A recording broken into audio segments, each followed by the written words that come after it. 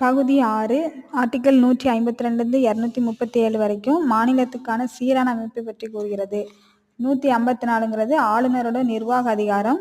157 58 ஆளுநரோட தகுதிகள். அதுக்கப்புறம் பிரிவு 163ங்கிறது முதலமைச்சர் அப்புறம் அமைச்சரவை இவங்களோட ஆலோசனை வழிகாட்டலின்படி ஆளுநர் சில அதிகாரங்களை செயல்படுத்துகிறார். பிரிவு 163(1) வந்து ஆளுநருக்கு உதவியாக ஆலோசனை வழங்குறதற்கு முதலமைச்சர் தலைமையிலான அமைச்சரவை குழு அதை பற்றி கூறுது. 361(1)ங்கிறது ஆளுநருக்கான சிறப்பு உரிமைகளை பற்றி கூறுகிறது. 164(1) முதலமைச்சர் நியமனம். 164(1)A வந்து முதலமைச்சர் பிளஸ் மொத்த அமைச்சர்களோட எண்ணிக்கை வந்து 15% தாண்டக்கூடாது அப்படின்னு சொல்லுறாங்க.